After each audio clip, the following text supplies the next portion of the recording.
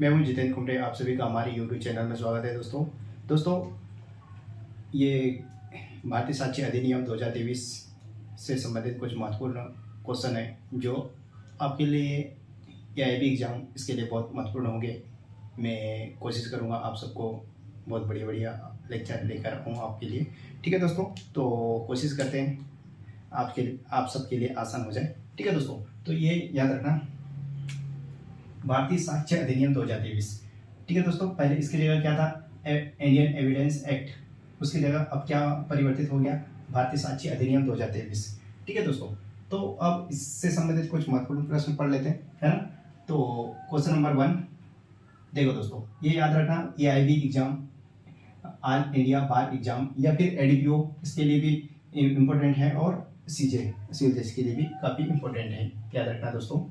तो मैं आप सबके लिए कोशिश करूंगा बहुत बढ़िया सा, है ना, समझ में आए। देखो, भारतीय साक्ष्य अधिनियम 2023 क्रमांक 47 सन 2023 को राष्ट्रपति की स्वीकृति प्राप्त हुई। तो इसका राइट आंसर है, देखो दोस्तों ऑप्शन में आप देखो, एआईबी एग्जाम में भी आपके लिए ऑब्जेक्टिव आएंगे, तो उसी प्रकार से मैंने लिख दिया ऑब्जेक्टिव। ठीक है, ऑप्शन दे दिए, तो आप इसमें से देख सकते हो। देखो, पहला ऑप्शन क्या दिया, 8 दिसंबर 2023 को, या फिर बी 31 दिसंबर 2023 को राष्ट्रपति की स्वीकृति प्राप्त हुई, ये देखना है अपने को इसमें। तो ऑप्शन नंबर सी, या फिर साफ बोल सकते हो 25 दिसंबर 2023 को, या फिर ऑप्शन नंबर डी 28 दिसंबर 2023 को। देखो दोस्तों, तो इसका राइट आंसर है, याद रखना, ऑप्शन नंबर सी 25 दिसंबर 2023 को भारतीय साक्ष्य अधिनियम 2023 47 सन 2023 को राष्ट्रपति की स्वीकृति प्राप्त हुई है, याद रखना। ठीक है, 25 दिसंबर 2023 को। ओके, उसके बाद नेक्स्ट क्वेश्चन देख लेते हैं। क्वेश्चन नंबर 2 क्या है, भारतीय साक्ष्य अधिनियम 2023 लागू होता है।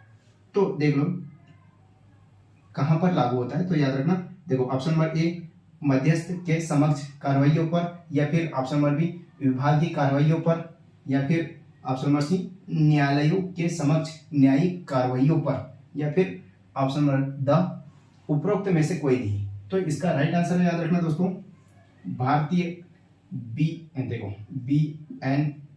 भारतीय साक्ष्य अधिनियम किस पर कहाँ लागू होता है, तो न्यायालयों के समक्ष न्यायिक कार्रवाइयों पर लागू होता है, याद रखना। ओके, ऑप्शन नंबर स इसका राइट आंसर। ओके, तो इसका मतलब होता है, देखो दोस्तों, वे सारी कार्रवाइयां जो अदालत अपने न्यायिक अधिकार में करती है ना, जैसे मुकदमे की सुनवाई, है ना, फिर गवाही देना या साक्ष्य स्वीकार करना, निर्णय आदि। ठीक है दोस्तों, वहां पर यह लागू होगा भारतीय साक्ष्य अधिनियम 2023। ओके, उसके बाद नेक्स्ट क्वेश्चन नंबर 3, भारतीय साक्ष्य अधिनियम 2023 के ऊपर प्रवर्त होंगे, मतलब लागू कब से होंगे ये अधिनियम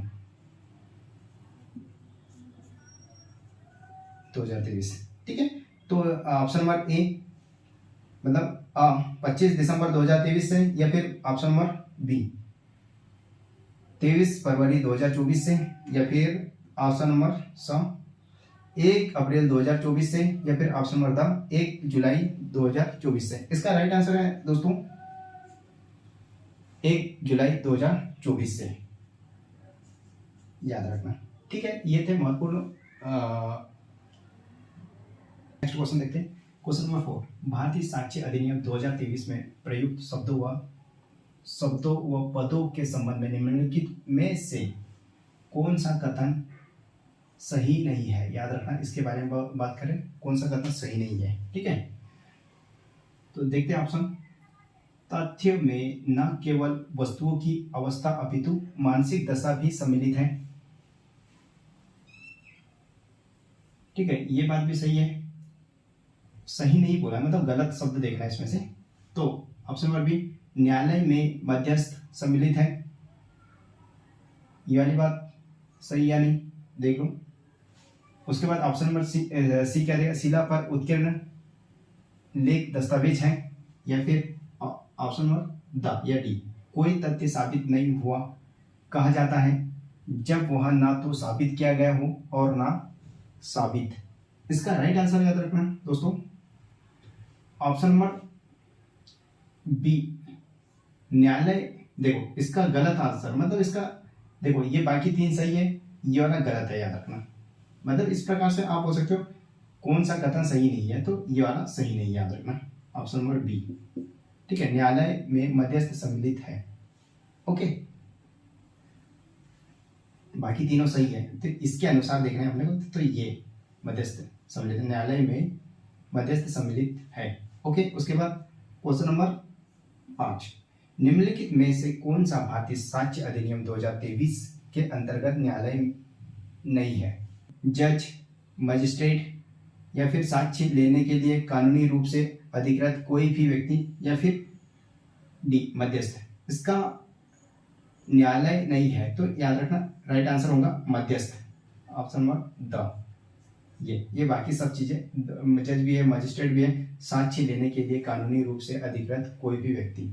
ठीक है, ये तीनों है, लेकिन ये नहीं है, मध्यस्थ नहीं है। ठीक है दोस्तों, आई होप ये इंपॉर्टेंट ये थे भारतीय साक्ष्य अधिनियम के 5 क्वेश्चन। ठीक है दोस्तों, अगर वीडियो अच्छा लगे तो लाइक करना और चैनल को सब्सक्राइब जरूर करना। ओके, इसके बाद और कंटिन्यू भी रहेंगे क्वेश्चन। ठीक है।